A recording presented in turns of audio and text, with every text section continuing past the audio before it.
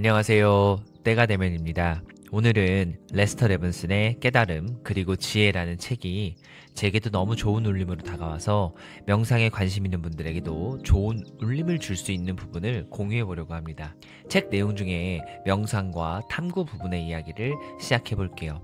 출발점은 답을 얻고자 하는 강렬한 열망이다.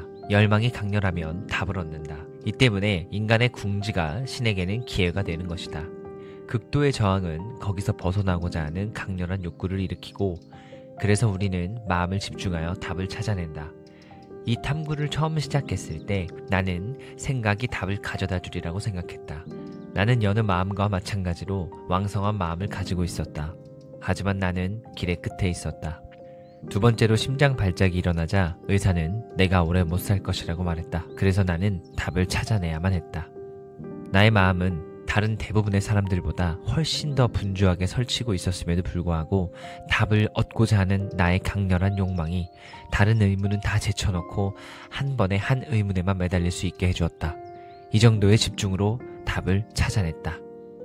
나는 형이상학적인 지식이나 구도에 관한 지식이 전혀 없이 시작했다. 사실 나는 종교와 철학을 싫어했다. 그것은 말도 안 되는 요정 이야기나 믿는 나약한 사람들의 도피처라고 생각했다. 하지만 답이 비교적 빨리 오기 시작한 것은 오로지 답을 얻고자 하는 욕망의 강도 때문이었다. 나는 답을 얻어야만 했다. 석 달이라는 시간 동안에 나는 극단적인 물질주의자로부터 반대쪽 극단으로 건너갔다. 물질은 아무것도 아니고 영만이 모든 것이라는.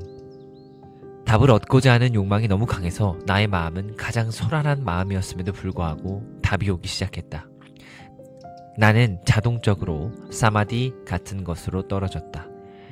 의문에 너무나 강렬히 집중하는 바람에 나는 세상과 몸에 대한 인식을 잃어버렸고 그저 하나의 순수한 생각에만 의식이 몰두되어 그 생각만이 우주에 존재하는 유일한 것이 되었다. 생각하는 자와 생각이 하나가 될 때 이 같은 몰입 상태가 된다. 그는 모든 것을 잊어버리고 오로지 하나의 생각만을 의식한다. 그것은 매우 집중된 상태로 답은 언제나 바로 거기서 발견된다. 나는 행복이란 무엇인가? 삶이란 무엇인가? 나는 무엇을 원하는가? 어떻게 하면 행복을 얻을 수 있을까 하는 의문으로 시작했다. 나는 행복은 나의 사랑의 능력에 달려있음을 깨달았다. 처음에는 그것이 사랑받는 능력이라고 생각했다. 내 삶을 돌이켜보니 나는 가족과 친구들에게서 많은 사랑을 받았지만 그래도 행복하지는 않았다. 그것은 답이 아님을 깨달았다. 계속 궁구하다가 나는 행복을 가져다 주는 것은 나의 사랑하는 능력임을 깨달았다. 그 다음 의문은 지성이란 무엇인가였다. 나는 아하! 알았다. 하게 될 때까지 그것을 붙잡고 늘어졌다. 우주에는 오직 하나의 지성밖에 없고 우리는 모두가 그것을 얻을 수 있다.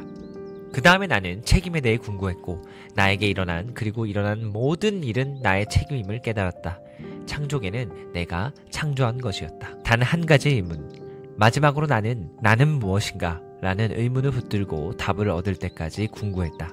나는 이 질문을 줄곧 붙들고 석 달이 걸려서야 전체 그림을 보았다고 믿는다. 오로지 의문에만 집중적으로 매달린 덕에 나는 길의 끝까지 갔다. 나는 이 분야에 대해서 아는 것이 전혀 없었다. 방향도 길도 과정에 대해서도 아무것도 몰랐지만 그저 나는 무엇인지 이 세상은 무엇인지 나와 세상의 관계는 무엇인지 이것만은 너무나 알고 싶었다. 당신은 온 세상이 당신 자신 외에 아무것도 아니라는 것을 오로지 당신 외에는 아무것도 존재하지 않았음을 깨닫는다. 오로지 하나만이 존재하고 당신이 바로 그것이기 때문이다. 하지만 그것이 최후의 경지는 아니다.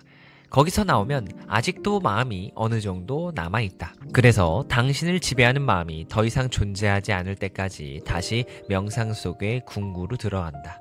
세상의 모든 습관과 마음의 모든 성향이 제거되면 당신은 자유다. 그러면 당신은 마음을 사용할 수 있다. 당신은 마음의 주인이요 지휘관이다. 더 이상 마음이 당신을 결정하지 않는다. 당신이 마음을 결정한다. 우리는 지금 전체 시간의 90% 이상을 무의식적인 마음의 지배하에 산다. 질문과 답. 90%라고 말할 때 의식과 무의식 양쪽 다 의미하시나요? 의식적인 마음은 쉽게 통제할 수 있습니다. 그러나 잠재의식은 그렇지 않습니다. 잘 보이지 않으니까요. 그것이 우리가 설정한 메커니즘입니다. 그것을 의식하지 않아도 자동으로 작동하게 해놓은 거죠. 우리는 온몸을 다 그렇게 설정해놨습니다. 완전 자동입니다. 그리고 이 순간 관심을 기울이고 있는 생각 외의 모든 생각도 그렇게 설정해 놨습니다. 그러면 우리는 왜 이 순간 관심을 보내는 생각 외의 모든 생각이 자동으로 작동하게 설정해 놨을까요? 왜냐하면 우리는 애초부터 그 생각들을 원하지 않았기 때문입니다. 그래서 그것들을 배경으로 밀쳐두었지요. 우리는 아무 생각이 없을 때 행복합니다. 몸을 움직여 일할 때가 가끔 아주 행복한 기분을 느끼지요. 그렇죠. 왜일까요? 생각이 잠잠해지니까 그런 겁니다. 그럼 그때는 마음이 잠잠해진 건가요? 아니면 잠재의식 차원에서 작동하고 있는 건가요? 의식 차원에서도 그리고 잠재의식 차원에서도 더 잠잠해진 겁니다. 우리는 사실 생각을 원하지 않아요. 생각은 우리를 불행하게 만드는 것이기 때문이지요. 행복한 생각조차 우리를 불행하게 만듭니다. 왜냐하면 뭔가를 즐기고 있을 때 우리는 그 즐거움을 계속 유지시킬 수 있을지 궁리하게 되기 때문입니다. 우리는 그것이 오래 지속되지 않을 걸 알고 있으니까요. 그러니까 즐거운 생각은 그것이 오래 지속되지 않으리라는 생각도 동시에 불러옵니다. 행복한 생각조차 한계를 지니고 있는 거죠. 진정으로 행복한 상태는 생각이 없는 상태입니다. 그건 알의 상태로 생각 너머에 있습니다. 우리는 명상이라는 주제로 시작했습니다. 오랜 세월 동안 명상을 해온 사람들의 마음에도 명상은 하나의 수수께끼처럼 보입니다. 가장 좋은 형태의 명상은 의문을 가지고 하는 명상입니다. 의문 없이 그저 고요한 상태에 들면 기분은 좋지만 알을 얻는 데에는 아무런 진전이 없습니다. 그저 고요히 있기만 하면 아무런 진전이 없다고요? 고요한 상태로 가고 있다는 점에서는 진전이 있지요. 고요한 상태는 소란한 상태보다 나으니까요. 그런 의미에서는 그것은 한 걸음 나아간 단계입니다. 하지만 우리가 지금 처해 있는 큰 문제는 무지라는 것입니다. 우리는 자신이 무한하다는 사실에 무지하지요. 이 무지를 없애려면 자신의 무한함에 대한 알미 있어야 합니다. 그 알을 얻으려면 의문을 가지고 답을 궁구해야 하고요. 그러니 명상에 들어서서 평화로운 칠묵 속에 있으면 그것도 좋습니다.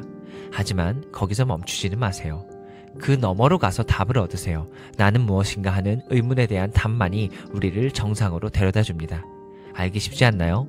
그러니 가장 빠른 길을 가려면 결국 언젠가 답을 얻어야만 할 나는 무엇인가라는 의문을 가지고 출발해야 합니다. 그러니 더 바른 성장을 위해서는 의문을 가지고 명상해야 합니다. 야나 요가를 하는 사람들이 박티 요가를 하는 사람들보다 유리한 점이 이것입니다. 헌신하고 내맡기면 기분이 좋습니다. 그것도 좋아요. 하지만 야나 요가는 거기서 더 나아갑니다. 그는 이렇게 말하지요. 좋아, 거기서 멈추지 말고 답을 얻어.